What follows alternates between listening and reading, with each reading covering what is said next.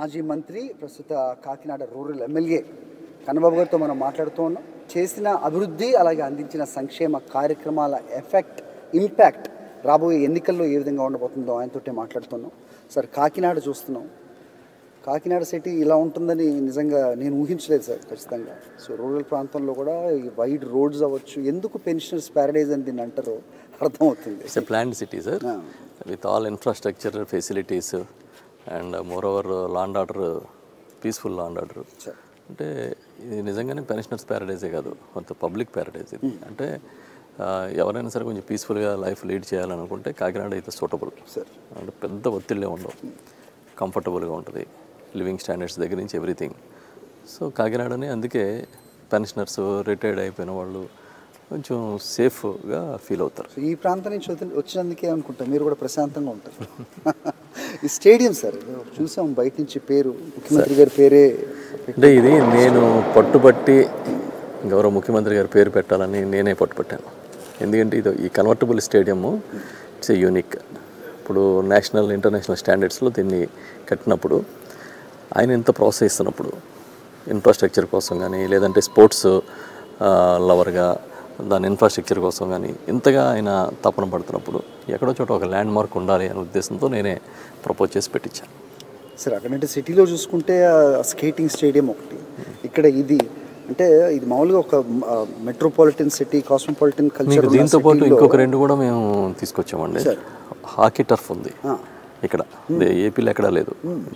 అది కాకుండా ఇప్పుడు 400 మీటర్స్ సింథటిక్ టర్ఫ్ ఒకటి సెంట్రల్ గవర్నమెంట్ ఫండ్స్తో మన ఎంపీ గారు వంగ గీత గారు ప్రపోజ్ చేసి మన విత్ జేఎన్టీయూ అంతా చేసి మననే శంకుస్థాపన చేశాం. నేను ఎమ్మెల్యేగా ఫస్ట్ టైం ఉన్నప్పుడు ఇక్కడ డిఎస్ఏ డిస్ట్రిక్ట్ స్పోర్ట్స్ అథారిటీ స్టేడియంని నేనే అప్పుడు ఇనిషియేటివ్ తీసుకుని, అప్పట్లో పాపం వసంత్ కుమార్ గారు ఇప్పుడు లేరు, ఆయనే స్పోర్ట్స్ మినిస్టర్గా ఉండేవారు, ఆయన సపోర్ట్తో ఆ స్టేడియం చాలా బాగా డెవలప్ చేసాం. దాంట్లో ఆల్ ఫెసిలిటీస్. ఇప్పుడు ఎడిషనల్గా మళ్ళీ ఇవన్నీ తీసుకొచ్చాం.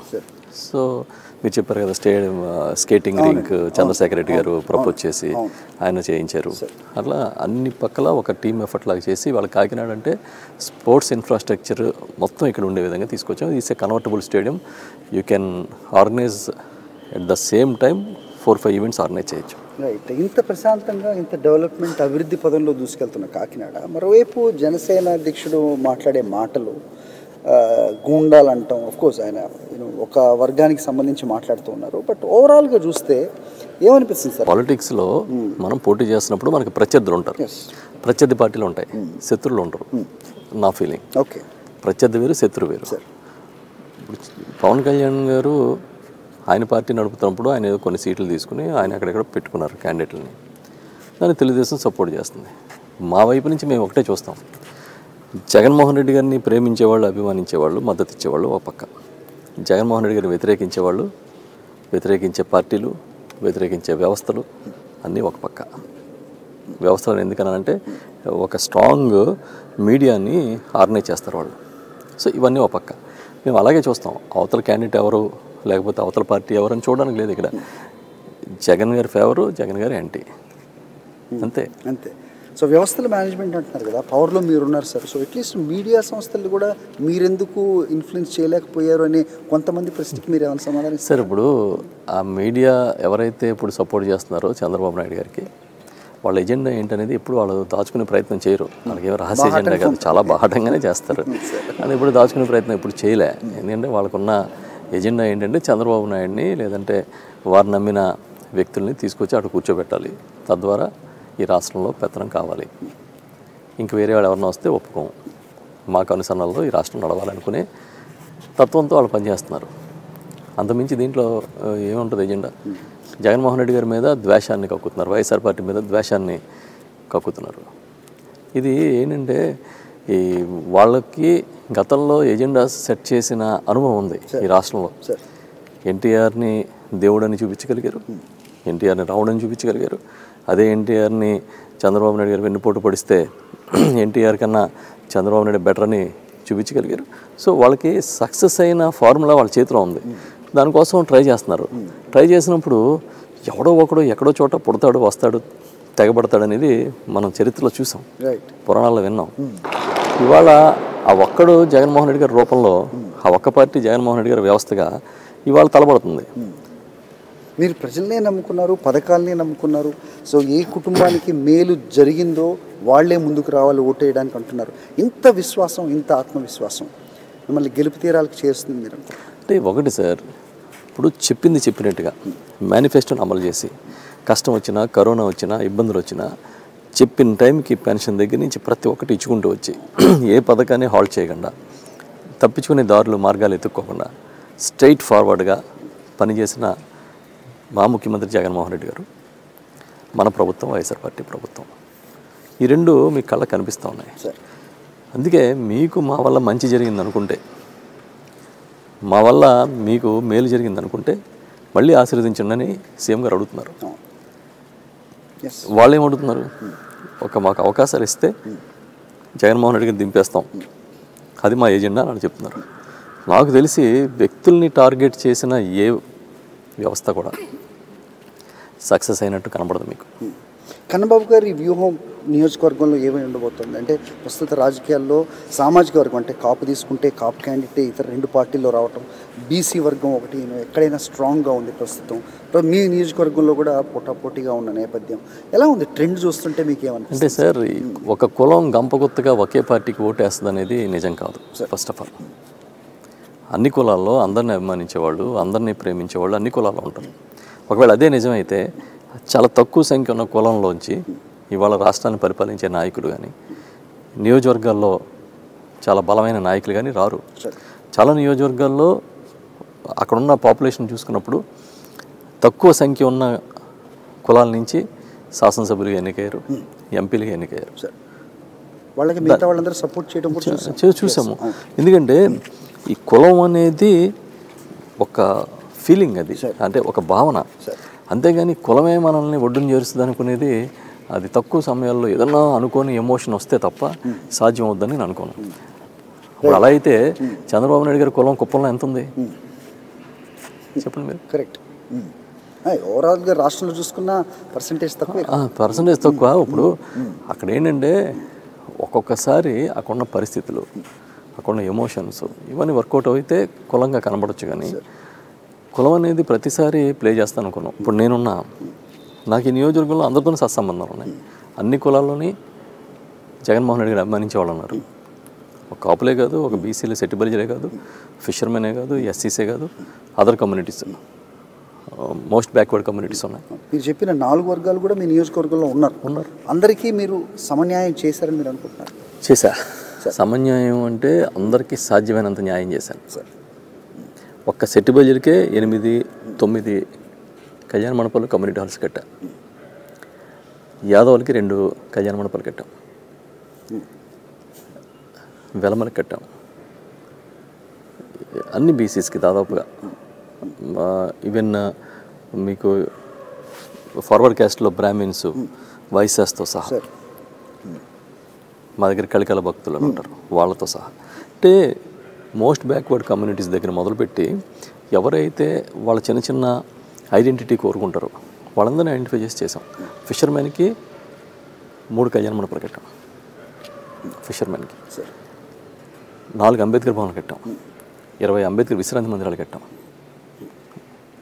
ఇవి కాకుండా కాపు కళ్యాణ మండపం ఒకటి కట్టాం. ఇది కాకుండా డెవలప్మెంట్ అంటే సెంటిమెంట్స్ని గౌరవించడం అనేది మన బాధ్యత. అన్ని మతాలని సమాన దృష్టితో చూసాం. 120 టెంపుల్స్ కట్టాం. ఇంకా కన్స్ట్రక్షన్లో ఉన్నాయి, కొన్ని ప్రతిష్టలు అయిపోయినాయి, కొన్ని ఏమో ఎప్పటి నుంచో పురాతనంగా పాతపడిన ఆలయాలను కూడా మళ్ళీ రీకన్స్ట్రక్షన్ చేసాం. అలాగే క్రిస్టియన్ కమ్యూనిటీ హాల్స్ కట్టాం. అక్కడక్కడ చర్చిలు ఉంటే రిపేర్ చేయించాం. మసీదులు డెవలప్ చేస్తున్నాం. సార్, ఇది ఒక ఎమోషన్ అనేది ఉన్నప్పుడు ఆ కమ్యూనిటీస్లో కానీ ఆ గ్రూప్స్లో కానీ దాన్ని అడ్రస్ చేయడం అనేది వాళ్ళ లీడర్షిప్లో ఒక భాగం. ఒక సోషల్ ఇంజనీరింగ్ అయితే జరుగుతుంది సార్, ఖచ్చితంగా 200% సోషల్ ఇంజనీరింగ్ జరుగుతుంది. ఇదే కదండి ఇప్పుడు కాకినాడ మీరు అన్నారు పెన్షనర్ ప్యారడైజ్ అని. ఇక్కడ ఏమేం కావాలి? పెద్ద ఎత్తున పార్కులు డెవలప్ చేసాం. ఈవెన్ విలేజెస్లో కూడా మీకు అక్కడ ఉన్న ట్యాంక్స్ని డెవలప్ చేసి వాకింగ్ ట్రాక్స్ ఇచ్చి, ఇవాళ ప్రతి ఒక్కళ్ళు హెల్త్ కొంచెం ఒక రిలాక్సేషన్ కోసం ఒక చిన్న స్పాట్ కావాలని కోరుకుంటున్నారు. మీకు మీరు చూస్తుంటే బీచ్లో ఎయిర్క్రాఫ్ట్ మ్యూజియం చేసాం. Sir it's unique. ఒక యుద్ధ విమానాలు తీసుకొచ్చి అక్కడ మ్యూజియం పెట్టి రేపు పిల్లలు వస్తే ఆ యుద్ధ విమానంలోకి ఎక్కి ఇలా ఉంటుందని చూసి అక్కడ కాసేపు స్పెండ్ చేసి ఒక యాంపీ థియేటర్, ఒక చిన్న ప్రొజెక్షన్ రూమ్, చిన్న హాల్, త్రివిధ దళాలు మన దగ్గర ఉన్న మిలిటరీ కానీ నేవీ కానీ వీళ్ళంతా ఎయిర్ ఫోర్స్ కానీ ఎట్లా పోరాటం చేస్తారని ఫిల్మ్స్ వేసి, అంటే మన దేశాన్ని కాపాడడం కోసం ఎవరు ఎక్కడ ఎలా పనిచేస్తారు ఆ ఇన్స్పిరేషన్. కనీసం సంవత్సరానికి సంవత్సరానికి 10 మంది పిల్లలు అది చూసి అటు వెళ్ళాలని అనుకుంటే it's a great achievement. Correct sir. అట్లాగే దాంతోపాటు మీరు చూసారు ఇప్పుడు ఇది ఒక ల్యాండ్ మార్క్. డెఫినెట్గా ల్యాండ్ మార్క్. ఇలాంటివి చాలా చేసాం సార్ కాకినాడకి. అంటే అన్ని రకాలుగా మనం ఒక ఇమేజ్తో పాటు ఇన్ఫ్రాస్ట్రక్చర్, దాంతోపాటు ఫెసిలిటీ. చంద్రబాబు నాయుడు గారు ఎప్పుడు అంటుంటారు, ఆయన బాగా నమ్మిన సిద్ధాంతం ప్రజలకి మెమరీ చాలా తక్కువ అని. ఏ సార్? సో చెప్పింది నిన్న చెప్పింది దానికి తేడా ఉంటుంది. మీరు చేసిన అభివృద్ధి సార్ నాకు తెలిసి ప్రజల్ని తక్కువ అంచనా వేసిన ప్రతి ఒక్కడూ బోర్ల పడ్డాడు. మీరు హిస్టరీలోకి వెళ్ళి చూసుకోండి. రైట్. నేను ఎన్ని పథకాలు చెప్పి అమలు చేయకపోయినా చివరి నిమిషంలో ఒక పసుపు కుంకుమ అని చెప్పి ఒక 10,000 రూపాయలు ఇస్తే జనం ఓట్లేస్తారని నమ్మి బోర్ల పడ్డా లేదా? రైతు రుణమాఫీ చేస్తానని చెప్పి చేయకుండా అన్నదాత సుఖీభావని చివరిలో ఒక 5,000 10,000 ఇద్దామంటే బోర్ల పడ్డా లేదా? జనం మెమరీ చాలా స్ట్రాంగ్ సార్, చాలా స్ట్రాంగ్. మీరు మనం చేసే దాంట్లో నిబద్ధత ఉందా లేదా, మనం చేయాలనుకుంటున్నాం లేదా, దాంట్లో మనకున్న ప్యూరిటీ, ఇవన్నీ కౌంట్ అవుతాయంటాయి సార్. Right sir. మీరు ఇప్పుడు చెప్తున్నారు అమ్మ ఒడి దగ్గర నుంచి బీసీ నేస్తం కావచ్చు, కాపు నేస్తం కావచ్చు, మీరు పెన్షన్స్ అవ్వచ్చు, ఇవన్నీ కూడా పథకాలు. ఇవి ముందుకెళ్లాల్సిన అవసరం ఖచ్చితంగా ఉంది, ఇది బ్రేక్ అవ్వకుండా ఉండాల్సిన అవసరం ఖచ్చితంగా ఉంది అనేది ప్రజల్లో చాలా బలంగా నమ్ముతున్న వర్గంతో నేను మాట్లాడాను సార్. మీ దృష్టికి వచ్చి ఉంటుంది కదా, ఒకవేళ ప్రభుత్వం మారితే. సార్ ఇది సింపుల్ సార్, దీని పెద్ద సైన్స్ కూడా అక్కర్లేదు సార్. ఇంగ్లీష్ మీడియంని గవర్నమెంట్ స్కూల్లో వ్యతిరేకించేవాడికి కావాలనేవాడికి మధ్య పోరాటం. రైట్. పేదలకి అది అమరావతి అయినా అంతకన్నా గొప్ప సిటీ అయినా పేదలకి చోటు ఉండాలనే నాయకుడికి వద్దనే నాయకుడికి మధ్య పోరాటం. మీరు చాలా క్లియర్ చేసేస్తున్నారు లైన్స్. అంతే కదా, అంతే కదా. ఓకే. చంద్రన్న కానుక అంటే బెల్లం కందిపప్పు అనుకునేవాడికి జగనన్న కానుకంటే భవిష్యత్తునిచ్చే విద్య వైద్యం నీడ తోడు అనుకునేవాడికి ఉన్న తేడా. ఇది పెద్ద సైన్స్ ఏం లేదు దీంట్లో. మీకు విజనరీ అంటే ఎవడు విజనరీ? ఇవాళ పండక్కి బెల్లం ఇచ్చేవాడు విజనరీయా? లేకపోతే రేపు పిల్లలకి జీవితాన్ని ఇవ్వడం కోసం గొప్ప చదువునిచ్చేవాడు విజనరీయా? ఇప్పుడు కన్నబాబు బాహుబలిలో ఉంటాడు, 8 అడుగులు ఉంటాడు అని ప్రచారం చేసేవాడు ఉంటే తెలియనివాడికి అలాగే అనిపిస్తుంది. ఆ ప్రచారం చేసేవాడు కావాలి. ఆ శక్తి, ప్రచారం చేయించుకునే శక్తి చంద్రబాబు నాయుడుకు ఉంది. ఒకవేళ ఆయనే విజనరీ అయితే ఇప్పుడు నిజంగా అమరావతిని ఆయన ఒక ప్లేస్ సెలెక్ట్ చేసుకున్నాడు. కరెక్ట్. ఆయన అక్కడ సెక్రటరీ కడతానంటే వద్దన్నాడు ఎవడు? అక్కడ అసెంబ్లీ కడతానంటే కొట్టింది ఎవడు? నువ్వు ఎందుకు కట్టలేకపోయావు? నువ్వు రైతుల దగ్గర తీసుకున్న భూములకి ప్లాట్స్ తిరిగిస్తానంటే వద్దన్నది ఎవరు? ఎవరు వద్దనలేదుగా. నువ్వు యుద్ధ ప్రాతిపదిక మీదుగా తెల్లారేటప్పటికి ప్లాటింగ్ చేసి మిగతా విషయాల తర్వాత రోడ్లు వేస్తాం, ట్రైన్లు వేస్తాం, ముందు ఇగో ఇది కమర్షియల్ ప్లాట్ నీకు ఇస్తున్నా, నీకు చెప్పిన ప్రకారం ఈ ప్రపోర్షనేట్ నీకు ఇచ్చేస్తున్నాను అని రైతులకి చేయొద్దని ఎవడన్నా చెప్పాడా? ఎవడన్నా అమరావతి రైతులకు అన్యాయం చేస్తుందంటే అది చంద్రబాబు నాయుడు వల్లే జరిగింది. ఇప్పుడు మీరు ఒక ప్రైవేట్ పార్టీ అనుకుందాం, మీరు ఒక రియల్ ఎస్టేట్ వెంచర్ చేస్తారు, ఒక డెవలప్మెంట్ వెంచర్ చేస్తారు, చేసి తీసుకున్న తర్వాత 100 ఏళ్ళ తర్వాత చేస్తానంటే ఏం ఉపయోగం? ఇప్పుడు ఆయనే అమరావతిని కూడా ఒక రియల్ ఎస్టేట్ వెంచర్ లాగా కదా స్టార్ట్ చేశాడు ఆయన. అంటే ఎవడు విజనరీ? నీ విజన్ ఏమైంది? ఇప్పుడు రెడీమేడ్గా మనకున్న దాంట్లో the best part of the Andhra Pradesh is Vizag. మీరు ఇది క్లారిటీగా మొన్న ముఖ్యమంత్రి గారు కూడా చెప్పేశారు కదా సార్. ఇప్పుడు ఎన్నికల్లో ఇది ఒక రెఫరెండం కాబోతోంది అనేవాళ్ళకి అంటే రెఫరెండం అనేది ఉండదు సార్. చాలా మెనీ ఇష్యూస్, మెనీ డైమెన్షన్స్ ఉంటాయి ప్రతి ఎలక్షన్. అంటే నేను ఎందుకంటానంటే వాళ్ళ వాదన వచ్చేసి ఒక రీజన్ పర్టికులర్కి పరిమితం. ఒకవేళ మీరు రెఫరెండమే అంటే అనుకుందాం సార్, మరి మొన్న ఎన్నికల్లో తాడికొండ ఓడిపోయి మంగళగిరి ఓడిపోయినప్పుడు రెఫరెండమేగా, దీనికన్నా ముందు జరిగిన రెఫరెండం కదా. సో అది కాదు సార్. నేనేం చెప్తానంటే ఇప్పుడు లీడర్ అనేవాడు 2 రకాలు ఉంటారు. ఒకడు ఎన్నికల కోసం పనిచేసేవాడు, ఒకడు వచ్చే భవిష్యత్ తరాల కోసం పనిచేసేవాడు. భవిష్యత్ తరాల గురించి ఆలోచించలేకపోతే వచ్చిన అవకాశాన్ని వృధా చేసుకున్నట్టు. మనం ఉంటాం పోతాం, కానీ స్టేడియం ఉంటుంది. కరెక్ట్. మనం ఉంటాం పోతాం, ఆ స్కూల్ ఉంటుంది, ఆసుపత్రి ఉంటుంది, ఆ మెడికల్ కాలేజ్ ఉంటుంది, అంతే కదా. ఎస్ ఇవి నిలబడిపోయి భవిష్యత్ తరాలని అభివృద్ధి చెందేవి ఇవే సార్. అయితే ఇంకో విషయం సార్, ముఖ్యమంత్రి గారు చెప్తూ ఉంటారు కదా, ప్రధానంగా ఆయన ఫోటో ప్రతి ఒక్క ఇంట్లో ఉండాలి అనేది ఆయన ఒక విజన్ కానీ లేకపోతే ఆయన కన్న కళ అని చెప్తూ ఉంటారు. మీ నియోజకవర్గంలో పరిస్థితి ఏ రకంగా ఉంది? దానికి నాంది పడిందా మీ ద్వారా? సార్ మీరే చెప్పండి. ఇప్పుడు ఫోటో కళ్ళకు కనబడక్కర్లే, గుండెల్లో కనపడుస్తుంది. మేము వెళ్తూ ఉంటే గ్రామాల్లోకి, బాబు నా కొడుకు కూడా నన్ను చూడలే, నా కొడుకులు కూడా నాకు సంవత్సరానికి నెలకు ఒక 500 ఇవ్వరు, నాకు జగన్ పెద్ద కొడుకులాగా నాకు పంపిస్తున్నాడు జగన్ బాబు అని చెప్తారు. కొన్ని వేల ఇన్సిడెంట్స్ నేను చూశాను. పెన్షన్ తీసుకునేవాళ్ళు ఆసుపత్రికి తీసుకెళ్ళడానికి డబ్బులు లేక బతితే పోతారు, చనిపోతే చనిపోతారని ఇంట్లో వదిలేసిన పరిస్థితి నుంచి 25 లక్షలకి ఆరోగ్యశ్రీ టార్గెట్ని పెంచి మీరు మూలన పడేసిన 108 వెహికల్స్ అన్ని బాగు చేయించి మళ్ళీ కొత్త వెహికల్స్ తెచ్చి మీరు 104లో మళ్ళీ ఇంటింటికి పంపించి ఇంటికి వైద్య పరీక్షలు చేయించి ప్రతి ఊర్లోని ఒక హెల్త్ ఇన్ఫ్రాస్ట్రక్చర్ని తీసుకొచ్చి వైఎస్ఆర్ క్లినిక్లు పెట్టి దీన్ని ఏమంటారు? అయితే ఇవన్నీ వృధా అన్నవాళ్ళు ఇప్పుడు మాట మార్చారు. ఇది మేము కంటిన్యూ చేస్తామని చెప్తున్నారు, దీనికంటే బెటర్గా ఇస్తామని చెప్తున్నారు. వాలంటీర్లని ఎవరైతే పేర్లు పెట్టి పిలిచారో వాళ్ళ మీద అనవసరమైన రుద్దడానికి ప్రయత్నించారో వాళ్ళు అంటే ఇదే ఎవరిని నమ్మే పరిస్థితి సార్. ఇదే మీకు చాలా కీలకమైన పాయింట్. అవసరానికి పెదాల మించి మాట్లాడేవాడికి, హృదయంలోంచి మాట్లాడేవాడికి, ఆలోచించి మాట్లాడేవాడికి చాలా తేడా ఉంటుంది. మీరు తిట్టిన నోటితో వాలంటీర్లని మేము వస్తే వ్యవస్థను తీయమని మాట్లాడుతున్నారు. మీరు పొగిడిన నోటితోనే పచ్చిబూతులు తిడతా ఉన్నారు. ఇప్పుడు అవసరం మిమ్మల్ని నడిపించవచ్చు, కానీ అవసరానికి మించి ఇవాళ ఇక్కడ జరుగుతుంది. అది గమనించారు వాళ్ళు. అది మిస్ అయిపోతామేమో, ఆ మాట చెప్పకపోతే జనం మనల్ని యాక్సెప్ట్ చేయరేమో అని అర్థం చేసుకున్నారు. సార్ ఒకటి గుర్తుపెట్టుకోండి, గవర్నమెంట్ స్కూల్లో ఉదయం స్కూల్కి వెళ్తే ఆడపిల్లలు సాయంత్రం ఒక టాయిలెట్ లేక, ఒక లేడీ టీచర్ మార్నింగ్ స్కూల్కి వెళ్తే సాయంత్రం ఒక టాయిలెట్ లేక, కనీసం యూరినల్స్ కూడా వెళ్ళడానికి వీలు లేని పరిస్థితుల్లో నడిచిన స్కూల్స్ ఎక్కడ? ఇవాళ కార్పొరేట్ స్కూల్స్ కన్నా ధీటుగా అత్యద్భుతమైన ఇన్ఫ్రాస్ట్రక్చర్తో ఉన్న స్కూల్స్ ఎక్కడ? మనకే అనిపిస్తుంది ఒకసారి, మన టైంలో ఇలాంటి స్కూల్స్ ఉంటే ఎంత బాగుండేది. ఎవరైనా మనకన్నా పై క్లాస్ ఉన్నవాళ్ళు ప్రమోట్ అవుతున్నప్పుడు వాళ్ళ టెక్స్ట్ బుక్స్ మనకి ఇమ్మనమని ముందే మాట్లాడుకునే పరిస్థితులు చూసాం. ఎందుకు? ఇన్ టైంలో మార్కెట్లో కూడా టెక్స్ట్ బుక్స్ దొరక్క, ఇవాళ స్కూల్స్ తెరిచేటప్పటికే ఒక టెక్స్ట్ బుక్స్ దగ్గర నుంచి క్వాలిటీ నోట్ బుక్స్ నుంచి షూస్ దగ్గర నుంచి బెల్ట్ దాకా ఇస్తున్న ముఖ్యమంత్రి మీరు ఎక్కడో చూపించండి. Right sir. సో ఇన్ని చెబుతున్నారు కదా, చివరిగా ఒకే ఒక్క ప్రశ్న అడుగుతాను. మేలు జరిగితే ఓటేయండి, లేకపోతే లేదు. సో నియోజకవర్గాల వారీగా చూసుకుంటే కనుక అదే ఆత్మవిశ్వాసంతో ముందుకెళ్తున్నారా? ఖచ్చితంగా 200% కాదు, 1000% ఐ బిలీవ్. రైట్, నేను నమ్ముతున్నా.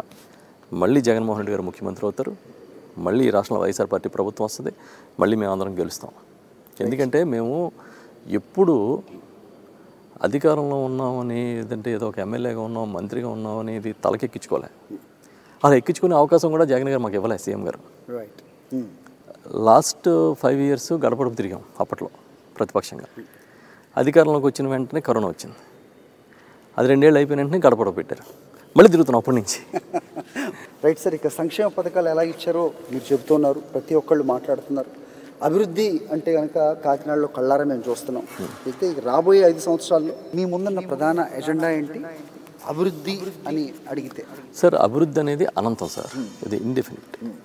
దానికేమి ఇక్కడ ఇది చేసేస్తే అయిపోద్ది అనేది ఉండదు. ఏరియాస్ పెరుగుతూ ఉంటాయి, ఎక్స్పాన్షన్స్ వస్తున్నాయి.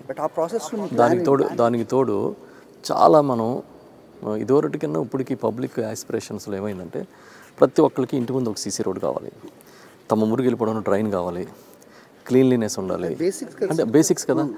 క్వాలిటీ పవర్ కావాలి, అంటే ఇవన్నీ ఇప్పుడు క్వాలిటీ పవర్ కావాలంటే మేము వచ్చిన తర్వాత మన కాన్షియన్స్లో లాస్ట్ 5 yearsలో కనీసం ఒక 500 పైన ట్రాన్స్ఫార్మర్స్ అడిషనల్గా పెట్టి ఉంటాం, లో వోల్టేజ్ కంట్రోల్ చేయడానికి. 8 నా నమ్మకం 8 సబ్స్టేషన్లు కట్టాం. Okay, subject to correction. 8 కానీ 9 కానీ, అందుకే 8 ఒక తక్కువ చెప్తాను, ఎందుకంటే మళ్ళీ ఎవరో. ఓకే, 8 సబ్స్టేషన్లు కట్టాం. ఎందుకు కొత్త లైన్లు వేసాం, పాత లైన్లు రస్ట్ వచ్చేస్తామని తీసేసాం. ఎందుకు ఇది ఎంత చెప్తున్నానంటే నేను మీకు, ఒక అన్ని వైపుల నుంచి కాంప్రహెన్సివ్ డెవలప్మెంట్, లైఫ్ స్టైల్ మారుతున్నప్పుడు పబ్లిక్ది, దానికి అనుగుణంగా మనం ముందుకెళ్ళడం అనేది నా ఎజెండా. ఓకే, కాకినాడ డెవలప్మెంట్లో ఆ రోజు ఎమ్మెల్యేగా ఉన్నప్పుడు చేసాం, ఈరోజు ఎమ్మెల్యేగా ఉన్నప్పుడు చేసాం, మంత్రిగా ఉన్నప్పుడు చేసాం. కాకినాడ డెవలప్మెంట్కి ఇంకా కొన్ని అవసరాలు ఉన్నాయి. కొన్ని కాలనీస్ ఇనండేషన్ వస్తుంది వర్షాకాలంలో. ఓకే, ఆ ఇనండేషన్ లేకుండా దానికి ఒక పర్మనెంట్ సొల్యూషన్ తీసుకురావాలి. నేను లోతట్టు, ఇది అన్నిటికన్నా మెయిన్ సీ లెవెల్ కన్నా కింద ఉంటుంది ఇది. తర్వాత ఇరిగేషన్ సిస్టమ్లో వచ్చేటప్పటికి మాది టైలెండ్ కాన్స్టిట్యున్సీ.